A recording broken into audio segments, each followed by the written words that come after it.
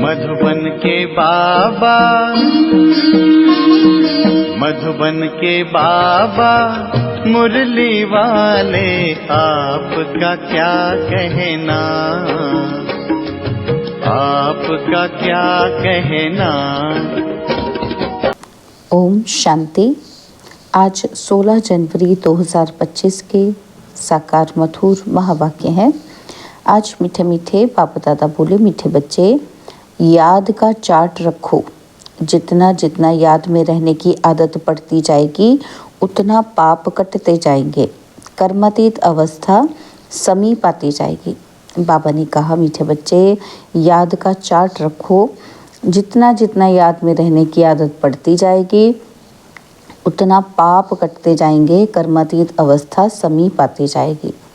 बाबा ने आज प्रश्न पूछा कि चार्ट ठीक है व नहीं, इनकी परख किन 4 बातों से की जाती है। तो उत्तर में बाबा कहते, पहली बात है असामी, दूसरा चलन, तीसरा सर्विस और चौथा खुशी। तो बाबा दादा इन चारों बातों को देखकर बताते हैं कि इनका चार्ट ठीक है या नहीं। जो बच्चे म्यूजियम या प्रदर्शनी की सर्विस पर रहते, जिनकी चलन रॉयल है, अपार खुशी में रहते हैं, तो ज़रूर उनका चार्ट ठीक होगा। मुरली का गीत है, मुखड़ा देख ले प्राणी, तू अपने मन दर्पण में। ओम शांति।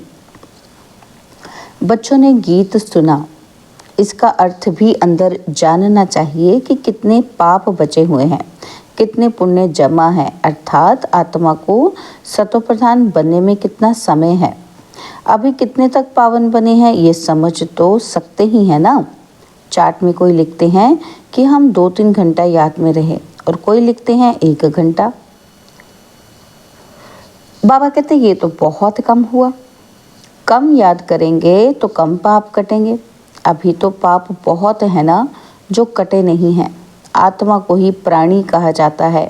तो अब बाप कहते हैं, हे आत्मा, अपने से पूछो कि इस हिसाब से कितने पाप कटे होंगे। चार्ट से मालूम पड़ता है कि हम कितना पुण्य आत्मा बने हैं। यह तो बाप ने समझाया है। कर्मातीत अवस्था अंत में होगी। याद करते करते आदत पड़ जाएगी तो फिर ज़्यादा पाप कटने लगेंगे। अपनी जांच करनी है कि हम कितना बाप की याद में रहते हैं। इसमें गप मारने की बात नहीं, यह तो अपनी जांच करनी होती है। बाबा को अपना चार्ट लिख कर देंगे तो बाबा झट बताएंगे कि ये चार्ट ठीक है व नहीं।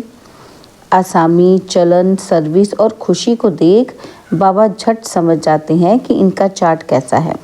घड़ी घड़ी याद किन को रहती होगी बताओ? जो म्यूजियम अथवा प्रदर्शनी की सर्विस में रहते हैं। म्यूजियम में तो सारा दिन आना जाना रहता है, दिल्ली में तो बहुत आते रहेंगे। घड़ी घड़ी बाप का परिचय देना पड़ता है। समझो तुम किसी को तुम कहते हो कि विनाश में बाकी थोड़े वर्ष है, कहते हैं ये कैसे हो सकता है, तो फट से कहना चाहिए कि ये कोई हम थोड़ी बताते हैं, भगवानुवाच है ना। तो भगवानुवाच तो ज़रूर सत्य ही होगा ना। इसलिए बाप समझाते हैं, घड़ी घड़ी बोलो कि ये शिव बाबा की श्रीमत है। हम नहीं कहते, श्रीमत उनकी है, वह है ही ट्रुथ। पहले पहले तो बाप का परिचय ज़रूर देना पड़ता है। इसलिए बाबा ने कहा है कि हर एक चित्र में लिख दो शिव भगवानुवाच। वह तो एक्यूरेट ही बताएंगे, हम थोड़ी जानते थे। बाप ने बताया है तब हम कहते हैं। कभी कभी अखबार में भी डालते हैं कि फलाने ने भविष्यवाणी की है कि विनाश जल्दी होगा।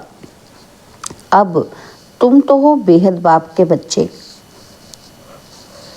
प्रजापिता ब्रह्मा कुमार कुमारियां तो बेहद के हैं ना। तुम बताएंगे कि हम बेहद बाप के बच्चे हैं। वही पतित पावन ज्ञान का सागर है। पहले ये बात समझाकर पक्का कर फिर आगे बढ़ना चाहिए। शिव बाबा ने ये कहा है कि यादव कौरव आदि विनाश काले विपरीत बुद्धि।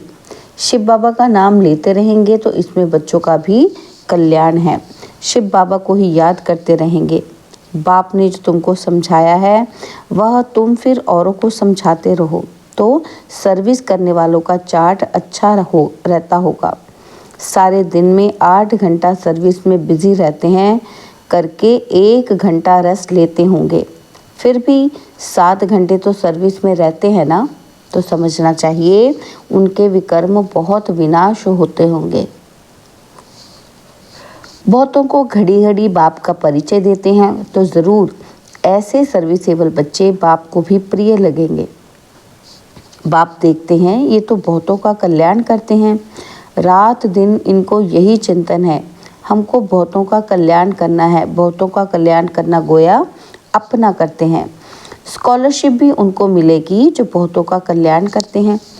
बच्चों को तो यही धंधा है, टीचर बन बहुतों को रास्ता बताना है।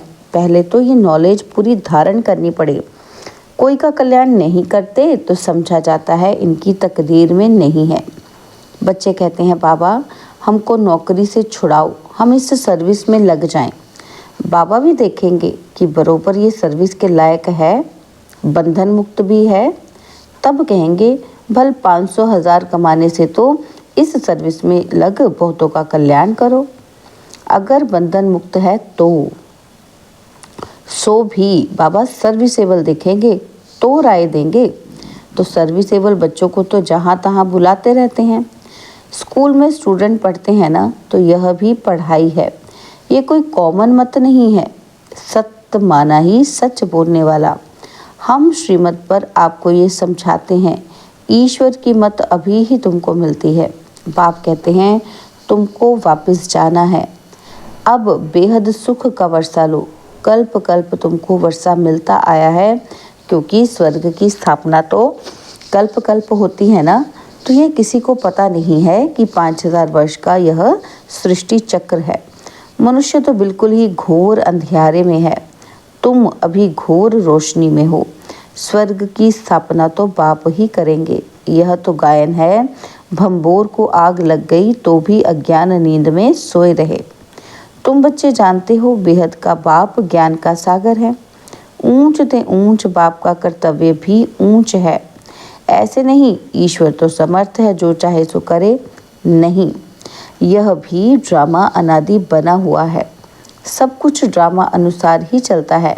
लड़ाई आदि में कितने मरते हैं, यह भी ड्रामा में नूंद है। इसमें भगवान क्या कर सकते हैं?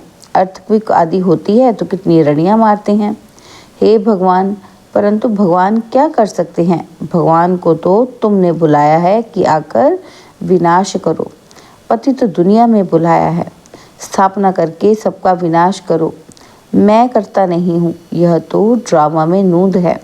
खून ने नाहक खेल हो जाता है, इसमें बचाने आदि की तो बात ही नहीं है। तुमने कहा है कि पावन दुनिया बनाओ, तो ज़रूर पतित आत्माएं जाएंगी ना। कोई तो बिल्कुल समझते ही नहीं है, श्रीमत का अर्थ भी नहीं समझते हैं कि भगवान क्या है, कुछ नहीं समझते। कोई बच्चा ठीक पढ़ता नहीं है तो माँ बाप कहते तुम तो पत्थर बुद्धि हो। सत्युग में तो ऐसे नहीं कहते, कलयुग में है ही पत्थर बुद्धि, पारस बुद्धि यहाँ कोई हो न सके। आजकल तो देखो मनुष्य क्या क्या करते रहते हैं, एक हाथ निकाल दूसरी डाल देते हैं। अच्छा, इतनी मेहनत कर यह किया, परंतु इससे फ़ायदा क्या? करके थोड़े दिन और जीता रहेगा।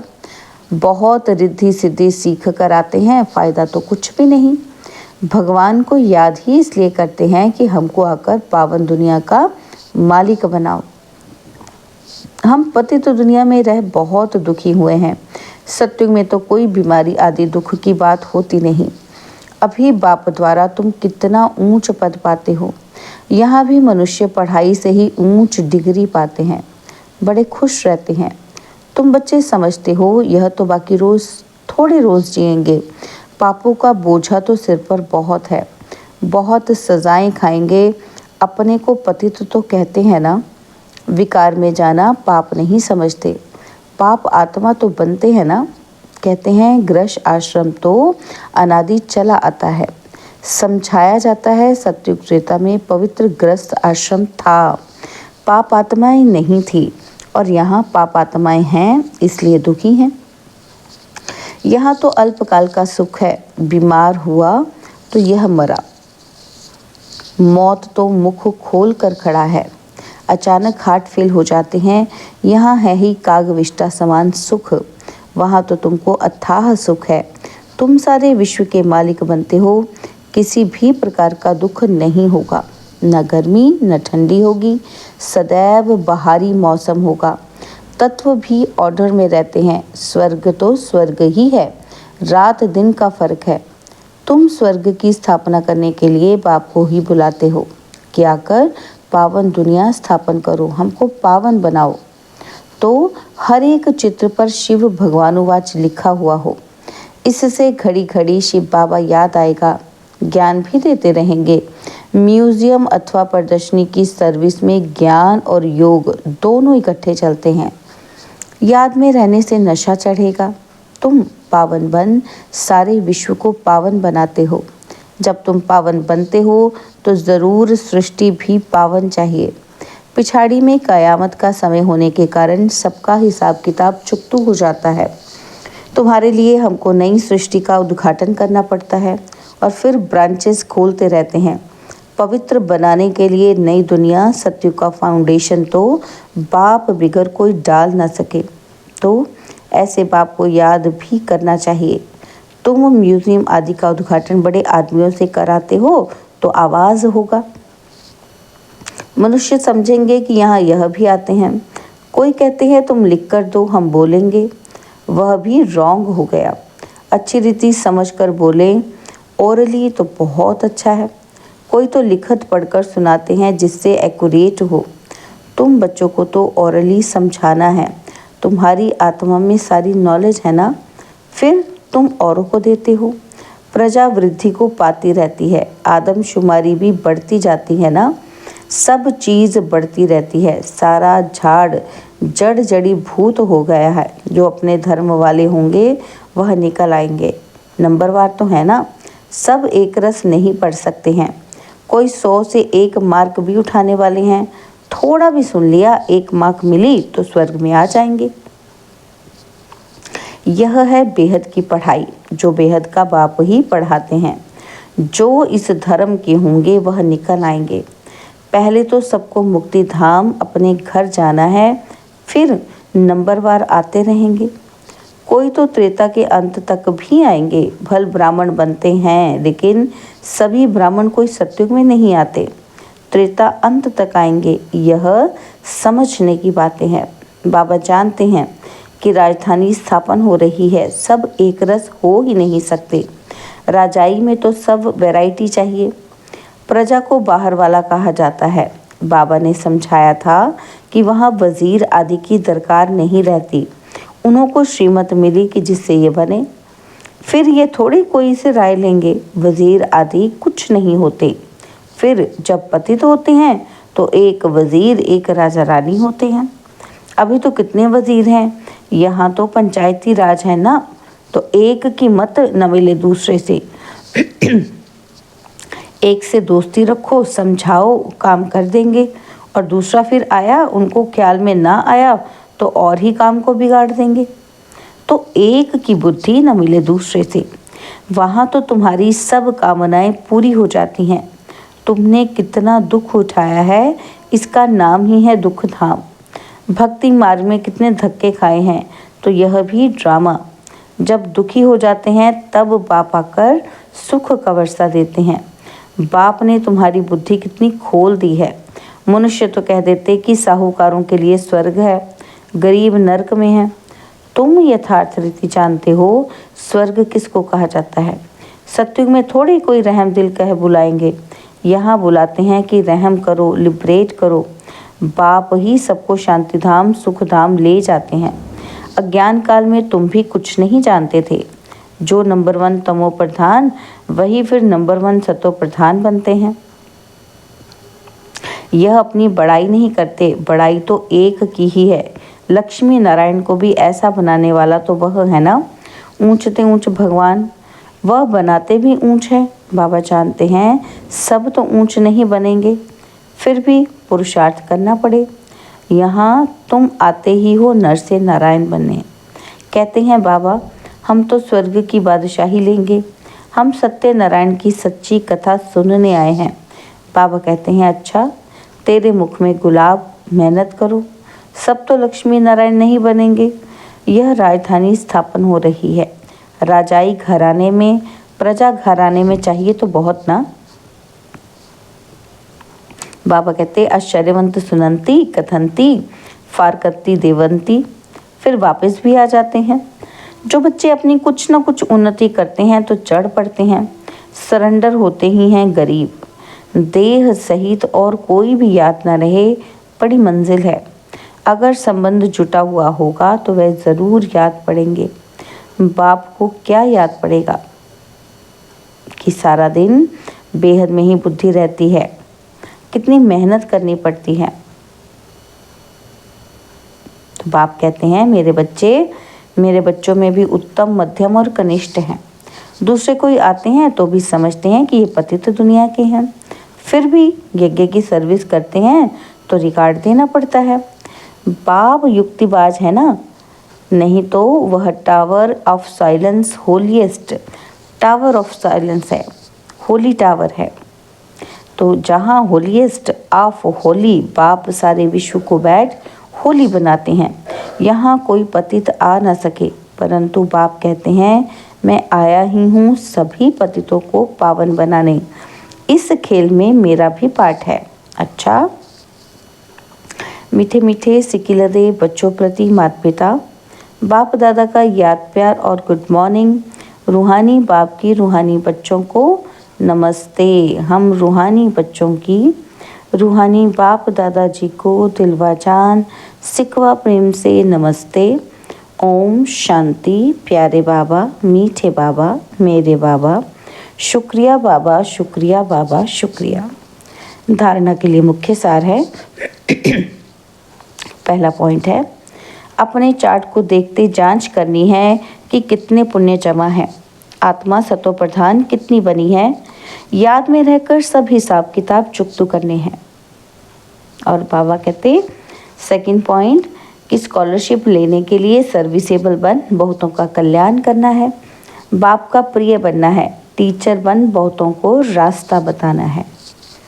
बाबा ने आज वरदान दिया कि अपने फरिश्ते स्वरूप द्वारा सर्व को वर्षे का अधिकार दिलाने वाले आकर्षण मूर्त भव।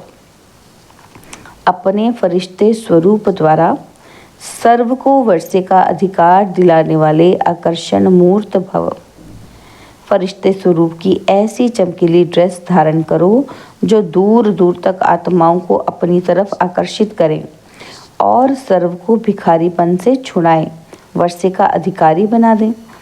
इसके लिए ज्ञान मूर्त, याद मूर्त और सर्व दिव्य गुण मूर्त बन उड़ती कला में स्थित रहने का अभ्यास बढ़ाते चलो। आपकी उड़ती कला ही सर्व को चलते फिरते फरिश्ता सो देवता स्वरूप का साक्षात्कार कराएगी। यही विधाता वरदातापन की स्टेज है। स्लोगन है, औरों के मन के भावों को जानने के लिए सदा मन मना भव की स्थिति में स्थित रहो। अपनी शक्तिशाली मनसा द्वारा सकाश देने की सेवा करो। मनसा शक्ति का दर्पण है, बोल और कर्म। चाहे अज्ञानी आत्माएं चाहे ज्ञानी आत्माएं, दोनों के संबंध संपर्क में बोल और कर्म शुभ भावना शुभ कामना वाले हों। जिसकी मनसा शक्तिशाली व शुभ होगी, उसकी वाचा और कर्मणा स्वतः ही शक्तिशाली शुद्ध होगी, शुद्ध भावना वाली होगी। मनसा शक्तिशाली अर्थात याद की शक्ति श्रेष्ठ होगी, शक्तिशाली होगी, सहज योगी होंगे। ओम शांति।